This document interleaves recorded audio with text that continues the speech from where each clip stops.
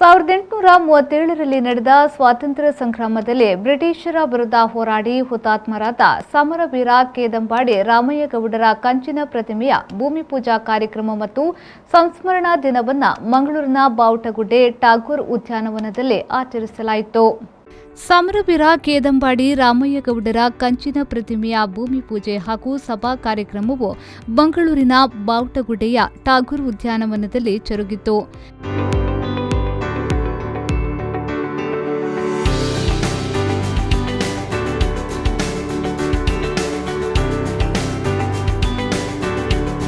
ಕಾರ್ಯಕ್ರಮದಲ್ಲಿ ಮಾತನಾಡಿದ ಮಾಜಿ ಮುಖ್ಯಮಂತ್ರಿ ಡಿ.ವಿ. ಸದಾನಂದಗೌಡ ಅವರು 1837ರಲ್ಲಿ ದಕ್ಷಿಣ ಕನ್ನಡ ವೀರ ರೈತರಿಂದ ನಡೆದ ಸ್ವಾತಂತ್ರ್ಯ ಸಂಗ್ರಾಮ ಅಂದರೆ ಅಮರಸುಳ್ಯ ಸಮರದ ಬಗ್ಗೆ ದಾಖಲೆಯೇ ಇದೆ.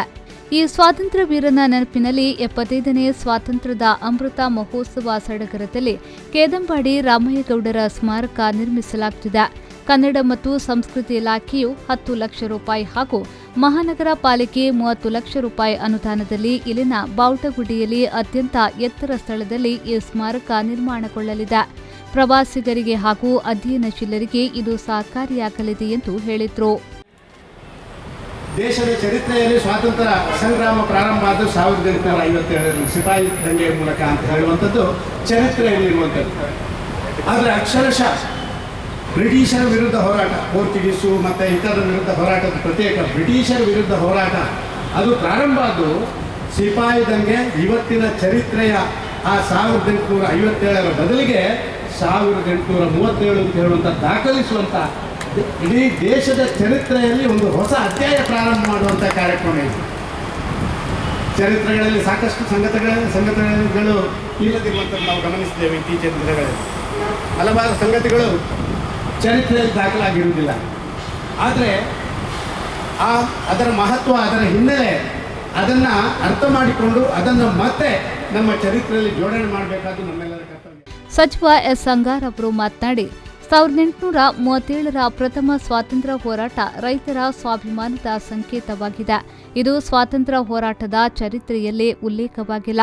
ಇದರ ನೆನಪಿನಲ್ಲಿ ಸುಳ್ಯದ ಬೆಳ್ಳಾರಿಯ ಬಂಗ್ಲೆಗುಡ್ಡೆಯ ಬ್ರಿಟಿಷರ ಕೋಶಗಾರವನ್ನ ಸ್ಮಾರಕವಾಗಿ ಕಾಪಿಡಲಾಗುವುದು. ಅಲ್ಲಿನ ಸಂಪರ್ಕ ರಸ್ತೆಯನ್ನ ಅಭಿವೃದ್ಧಿಪಡಿಸಲಾಗುವುದು. ಒಬ್ಬರಡ್ಕ ಅಮೇಮಡಿಯಾರು ಶಾಲೆಯನ್ನ ದತ್ತು ತೆಗೆದುಕೊಳ್ಳಲಾಗುವುದೆಂದು ಹೇಳಿದರು. 1837ರ ಹಿಂದೆ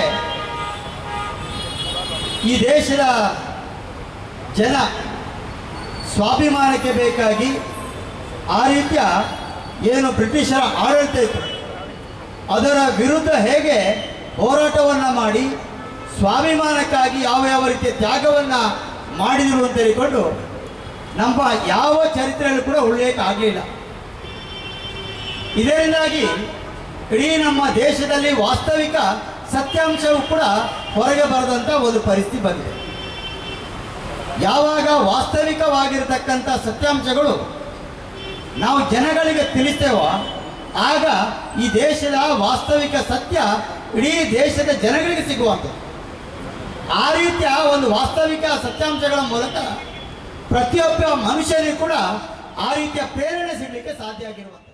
ಮಂಗಳೂರು ವಿಶ್ವವಿದ್ಯಾನಿಲಯದ ನಿವೃತ್ತ ಉಪಕುಲ ಸಚಿವ ಡಾ ಪ್ರಭಾಕರ್ ನಿರ್ಮಾರ್ಗ ಅವರು ಬಾವುಟಗುಡ್ಡೆಯ ಚಾರಿತ್ರಿಕ ಹಿನ್ನೆಲೆಯ ಬಗ್ಗೆ ಉಪನ್ಯಾಸವನ್ನ ನೀಡಿದರು.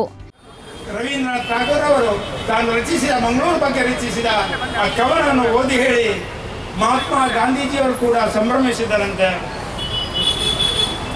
ಊಟಿನಲ್ಲಿ ಈ ಟಾಗೋರ್ ಪಾರ್ಕ್ ಹಾಗೆ ಇಲ್ಲಿಯ ದೀಪ ಸ್ತಂಭಕ್ಕೆ ತಮ್ಮದೇ ಆದ ಇತಿಹಾಸ ಇದೆ. ನಾನು ಈ ರೈತ ಹೋರಾಟದ ಬಗ್ಗೆ ಮಂಗಳೂರು ವಿಶ್ವವಿದ್ಯಾನಿಲಯಕ್ಕೆ ಒಂದು ಸಂಶೋಧನೆ ನಡೆಸಿ ಅಧ್ಯಯನ ಮಾಡಿ ಒಂದು PhD ಥೀಸಿಸನ್ನು ಸಬ್ಮಿಟ್ ಮಾಡಿ ಅದರಿಂದ ನನಗೆ ಡಾಕ್ಟರೇಟ್ ಪದವಿ ದೊರಕಿದೆ.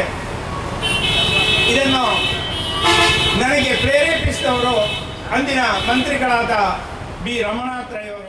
ಈ ಸಂದರ್ಭದಲ್ಲಿ 1837ರ ಬ್ರಿಟಿಷರ ವಿರುದ್ಧ ಜನತಾ ಬಂಡಾಯ, ಸಮರವೀರ ಕೇದಂಬಾಡಿ ರಾಮಯ್ಯಗೌಡ ಹಾಗೂ ಈ ಕುರಿತ ಕಿರು ಹೊತ್ತಿಗೆಯನ್ನ ಲೋಕಾರ್ಪಣೆಗೊಳಿಸಲಾಯಿತು. ಈ ಸಂದರ್ಭದಲ್ಲಿ ಸಂಸದ ನಳಿನ್ ಕುಮಾರ್ ಕಟೀಲ್, ಮೇಯರ್ ಪ್ರೇಮಾನಂದ ಶೆಟ್ಟಿ, ಉಪಮೇಯರ್ ಸುಮಂಗಲಾ ರಾವ್, ಶಾಸಕರಾದ D Vedavyas Kamath, Sanjeeva Mathandur, doctor Y Bharath, Vidhana Parishad ಸದಸ್ಯ ಮಂಜುನಾಥ್ ಭಂಡಾರಿ, ಜಿಲ್ಲಾಧಿಕಾರಿ ಡಾಕ್ಟರ್ ಕೆವಿ ರಾಜೇಂದ್ರ, ಪೊಲೀಸ್ ಆಯುಕ್ತ ಎನ್ ಶಶಿಕುಮಾರ್, ಪಾಲಿಕೆ ಆಯುಕ್ತರಾದ ಅಕ್ಷಯ್ ಶ್ರೀಧರ್, ಪಾಲಿಕೆ ಸದಸ್ಯರಾದ ಎಸಿ ವಿನಯರಾಜ್, ಶಶಿಧರ್ ಹೆಗ್ಡೆ, ವಿವಿಧ ಸ್ಥಾಯಿ ಸಮಿತಿ ಅಧ್ಯಕ್ಷರಾದ ಸಂದೀಪ್ ಗರುಡಿ, ಲೋಕೇಶ್, ಲೀಲಾವತಿ ಪ್ರಕಾಶ್, ಶೋಭಾ ರಾಜೇಶ್, ಕೇದಂಪಾಡಿ ರಾಮಯ್ಯಗೌಡರ ಸ್ಮಾರಕ ಉಸ್ತುವಾರಿ ಸಮಿತಿ ಅಧ್ಯಕ್ಷರಾದ ಎಂಬಿ ಕಿರಣ್ ಪಡ್ಲೆಗುತ್ತು, ಪ್ರಧಾನ ಕಾರ್ಯದರ್ಶಿ ರಕ್ಷಿತ್ ಪುತ್ತಿಲ ಮೊದಲಾದವರು ಉಪಸ್ಥಿತರಿದ್ದರು.